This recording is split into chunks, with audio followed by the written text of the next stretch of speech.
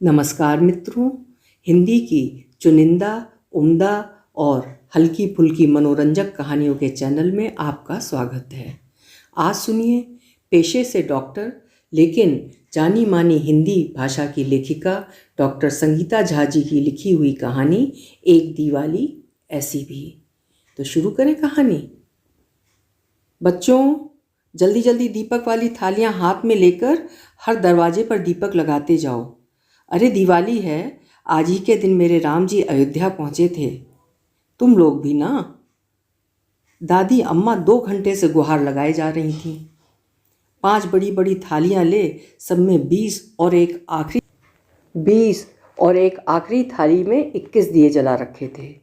वो कम से कम इस दिवाली में 101 दिए जलाना चाहती थीं। लॉकडाउन की वजह से उनके दोनों बेटे, तीनों नाती और इकलौती नकचढ़ी नातिन उनके पास हैं। सारा संसार कोरोना महामारी से परेशान और ये बूढ़ी दादी अम्मा तो जय लक्ष्मी मैया के बदले जय कोरोना मैया करने के लिए भी राजी हैं। इस बार अब कोरोना के केसेस कम होने से सबके अलग अलग प्लान बन गए थे। बच्चों का दोस्तों के साथ ताश और कुछ अलग सी पार्टी करने का प्लान था। दोनों बेटों और बहुओं ने भी अपने अपने सर्कल में कुछ प्लान कर लिया था। दादी अम्मा की दिवाली घर की शीला और हरिपाल के साथ ही बीतने वाली थी। वो तो भला हो उनके स्वर्गवासी पति का कि इतनी बड़ी कोठी का निर्माण करते समय पिछवाड़े की ओर 2 बेडरूम, एक हॉल और रसोई घर के साथ एक यूनिट भी बनवा दिया था। उस समय लगा शायद पीछे किराएदार रखना चाहते हैं, पर नहीं, वो तो अपना भविष्य सुख में करना चाह रहे थे। वो निर्माण घर के काम के सहायक शीला और हरिपाल के लिए था, जिन्हें उन्होंने अपने ही गांव से लाकर पाला पोसा, कुछ हद तक पढ़ाया लिखाया और फिर अपने साथ बसाया भी। उन दोनों की शादी भी कर दी। हरिपाल को अनुसूचित जात की वजह से सरकारी बैंक में नौकरी भी मिल गई। क्या मजाल की सरकारी नौकरी मिलने के बाद भी उसकी स्वामी भक्ति में जरा भी कमी आई हो। हरिपाल ऑफिस के बाद अम्मा जी का ड्राइवर, हेल्पर और कभी कभी शीला के बीमार पड़ने पर बावर्ची भी था। लोगों ने हंसी भी उड़ाई कि 2 बेटों के होते हुए तीसरे बेटे जैसा हरिपाल की क्या ज़रूरत है। लेकिन अम्मा जी के पति ने भी अमिताभ बच्चन, हेमा मालिनी की बागबां पिक्चर कई बार देखी थी। हर बार एक नई सीख ली कि बच्चे अपने तभी तक हैं जब तक शादी नहीं होती। उन्हें बेटी ना होने का मलाल हमेशा रहता था। उनके एक दोस्त ने उन्हें एक कहावत बताई थी जो उनके दिमाग में पूरी तरह घुस गई थी। वो थी, A son is a son till he gets his wife.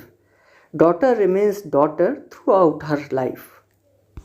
ये बात बार बार जब अम्मा जी से कहते तो अम्मा जी तिलमिला जाती, क्योंकि दोनों बेटे जान से प्यारे तो थे ही और वे भी माँ बाप का बहुत ध्यान रखते थे। कभी कभी बाबूजी कहते, ए डॉटर इज़ लाइक 10 sons। ये बेटे और बेटी का अंतर तो जमाने से चला आ रहा है और चलता रहेगा। वहीं बाबूजी की बहन छोटी बुआ जी, जो बाबूजी की बेटी की ही तरह थीं, जब भी आती कहती, भाग्य हो तो बड़े भैया जैसे, हीरे जैसे 2 बेटे हैं और मुझे देखो, एक बेटे की आस में 4 बेटियां पैदा कर लीं। सब तरफ से ताने मिलते हैं सो अलग। बाबूजी के दोनों बेटे खूब अच्छी तरह पढ़ लिख गए और माँ बाप के अकेलेपन का एहसास भी उन्हें था। दोनों ने ही इसी शहर में अपना कारोबार शुरू कर लिया था। किस्मत से दोनों बहुएं, जो दोनों बहनें भी थीं, बड़ी भली थीं। बाबूजी को इससे ज़्यादा मतलब नहीं था कि वो उनका कितना ख्याल रखती हैं। उन्हें बहुओं के खुद के माँ बाप के लिए तड़प से ज़्यादा परेशानी होती थी। माँ हमेशा अपने बच्चों की बाप के तानों से रक्षा करती है। दोनों बेटों ने इसी शहर से स्कूलिंग की थी, इससे उनके बचपन के दोस्तों की भी भरमार थी। जब भी बच्चे अपने दोस्तों के साथ बड़ी पार्टी करते, बाबूजी के दुष्ट दिमाग में यही ख्याल आता कि सास ससुर की सेवा करने गए हैं। बाबूजी ने बहुएं चुनते वक्त भी अपनी कुटिल सोच का बड़ा इस्तेमाल किया था। एक तो दोनों लड़कियां एक ही घर और वो भी अति साधारण परिवार से, ताकि समधी परिवार भी एहसानों तले दबा रहे। लोगों ने फिर हंसी भी उड़ाई कि ऐसे बेटे, इतना धन, फिर ऐसे घर से रिश्ता। एक नहीं, दोनों बेटों का बेड़ा गर्क कर दिया। बेचारे बेटे, एक को भी ससुराल का सुख नहीं मिला। अम्मा जी भी शुरू में रिश्तेदारों के भड़काने से बहुत दुखी थीं, लेकिन बहुओं के प्यार और ख्याल ने सब भुला दिया। बाबूजी भूल गए थे कि कठपुतली का नाच इंसानों के साथ ज़्यादा दिन नहीं खेला जा सकता है। उसके लिए बेजान कठपुतलियाँ और चतुर और माहिर खिलाने वाले की भी ज़रूरत होती है। यहाँ परेशानी ये थी कि ना तो बाबूजी माहिर थे और ना ही उनकी कठपुतलियाँ बेजान थीं। बेजान होने का नाटक बहुत दिनों तक नहीं किया जा सकता था।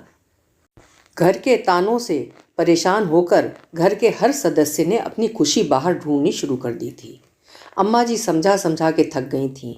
बार बार कहते, देखो हरिपाल को देखो, कोई जवाब नहीं देता, मैं जो बोलता हूँ सुनता है। अब बेचारी अम्मा कैसे कहती कि नौकर और बच्चों में फ़र्क होता है। अगर कहती तो बच्चे और हरिपाल दोनों हाथ से जाते। बच्चे सोचते कि हम में और नौकर में कोई फ़र्क नहीं है, और हरिपाल को लगता कि जी जान लगा दी है, पर भी समझते नौकर ही हैं। नातियों और इकलौती नातिन ने अपने दादा को दी बर्निंग ट्रेन की उपाधि दे दी थी। बाबूजी ने जब दुनिया छोड़ी तो घर पर सबने मानो चैन की सांस ली, लेकिन हरिपाल और शीला बेचारे कई दिनों तक फूट फूट कर रोते रहे। बाबूजी के जाने के बाद एक गड़बड़ जो हुई वो थी उनकी आत्मा का अम्मा जी में समा जाना। बिल्कुल उनकी बोली बोलने लगी हैं। बेटे बहू बाहर निकलते ही पूछती, कहाँ जा रहे हो? मम्मी पापा की तरफ। खाना वहाँ खाओगे या यहाँ बनवाऊँ? बच्चे भी खींच जाते कि हर बार बाबूजी के व्यंग बाणों से बचाने वाली अम्मा को क्या होता जा रहा है। बहुएं पुरानी हो चुकी थीं, इसलिए मुंह भी खुल चुके थे। छोटी वाली तो वैसे भी पटाखा थी। कहने लगी, लगता है बाबूजी अकेले ऊपर नहीं रह पा रहे हैं, अम्मा जी को बुलाकर ही मानेंगे, अब इनकी बारी आ गई है। बस फिर क्या था, अम्मा का लाडला उसका पति उस पर बरस पड़ा। चारों बच्चे मतलब पोते पोतियाँ अब बच्चे नहीं रहे, नए जमाने के थे। इससे समय की दौड़ में उनके प्यारे हरी चाचा जाने कब हरी और शीला चाची ए शीला और कहानी सुनाने वाली दादी अम्मा सर खाने वाली बुढ़िया बन गए। किसी को राम का वनवास, रावण पर विजय और वापस अयोध्या आना याद ही नहीं रहा। खुद के बच्चों के लिए भी दीपावली के मायने बदल गए हैं। दोस्तों के साथ ताश और फिर एक पार्टी डांस और न जाने क्या क्या। अम्मा और शीला ने 2 दिनों से लक्कर खाजा, गुजिया, नमक पारे, शक्कर पारे, गुलाब जामुन इतना कुछ बनाया। अम्मा के बहुत आवाज़ लगाने पर किसी तरह पूजा के लिए आए जरूर सब वहाँ, लेकिन सभी को भागने की जल्दी थी। एक गुजिया के 4 टुकड़े करके दोनों बहुओं और बेटों ने खाए, और उसके बाद की जनरेशन ने तो अम्मा की लाख गुहार के बाद भी एक छोटे से शक्कर पारे को बस हाथों से मानो टच कर लिया। पूरा घर आर्टिफिशियल लाइट से दुल्हन की तरह सजा था। बच्चे छत पर दोस्तों के साथ दिवाली पार्टी कर रहे थे। वहाँ का मेनू था pizza, sandwich, garlic bread, hamburgers और स्वीट्स में बच्चों का पसंदीदा तिरामिसू। अम्मा की मिठाइयों और छत की सजावट ने हरी और शीला दोनों को निढाल कर दिया था, और दोनों बेहोश अपने घर में पड़े थे। बेटा बहू दोस्तों के घर की तरफ चले गए। छत की पार्टी के लाउड स्पीकर के शोर में अम्मा के दिए लगाने की गुहार लगभग दब सी गई। अम्मा चिल्ला चिल्ला कर निढाल हो वहीं अपने दियों और मिठाइयों के बीच न जाने कब सो गईं। बेजान मिठाइयाँ और दिए भी समय की दौड़ के आगे हार गए।